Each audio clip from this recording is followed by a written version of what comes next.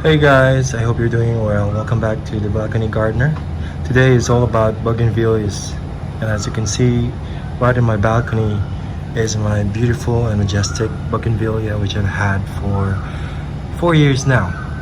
So basically, I am going to teach you on how to make sure that your bougainvillea would have a lot of flowers. And basically, the first requirement is sunlight. Sunlight is so important with this, guys. So you need to have at least 8 hours of full or direct sunlight on them. Secondly, you will be needing to repot them. So in my case, I have placed them on a big pot now. This has happened for the last 4 years, and you have to repot them once they've grown into a certain size. They will need to be transplanted, and in my case, this is the most that I could repot them into because it's quite heavy now to put them in a bigger pot, and I don't have the space here in my balcony.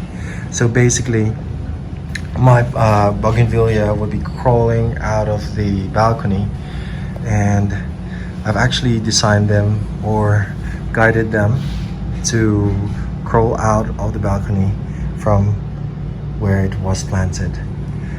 The next thing is that because I particularly don't have to pot them anymore or repot them anymore, they will be needing plant food. So fertilizers is important.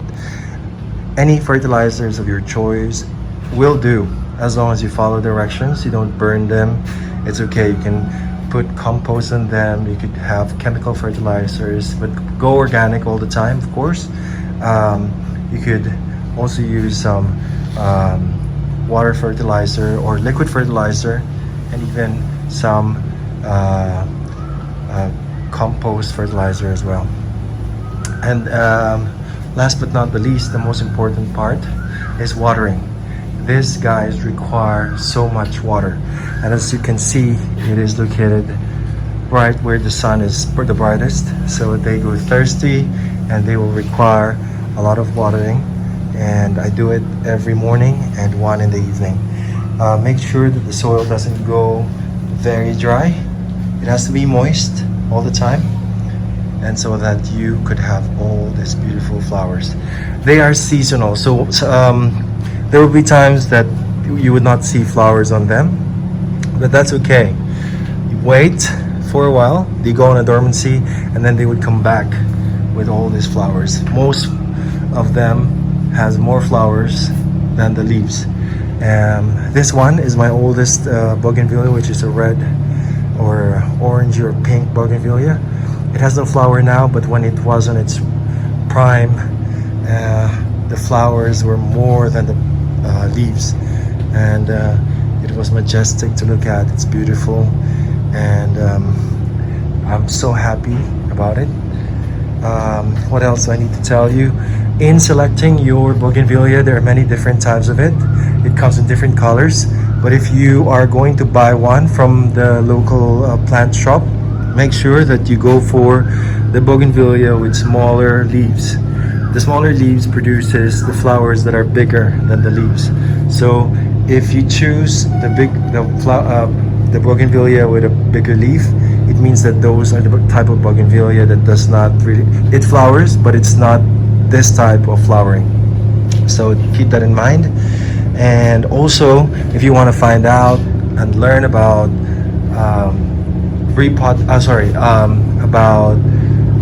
pruning and propagating the bougainvillea, I have a separate video, but most of the time I would do cutting. So it's very, very simple. You can use your cucumber growth hormones with it. I have a separate video on it. Check it out so that the bougainvillea would root in just 2 week time. And of course, another thing that would encourage the growth of a bougainvillea is by trimming it. So if you have one that is small, you might want to trim it every 3 weeks at the tip of every branch or stem, just to encourage growth and so that it can be as full and as beautiful as they can be, just like my bougainvillea here in my balcony. Again, thank you so much for watching The Balcony Gardener, and I hope you've learned something from this video, and I hope to see you again next time. Goodbye.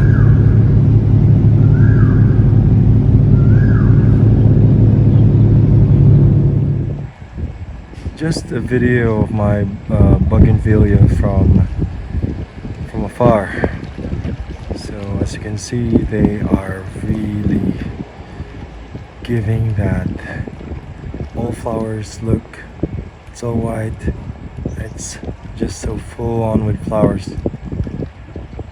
And I'm gonna zoom in a little more, but it's not working, so I think that's the most that I can do from my camera. But this is how far I am from there, so that's a good enough zoom. There you go. Here's a view from this angle from downstairs.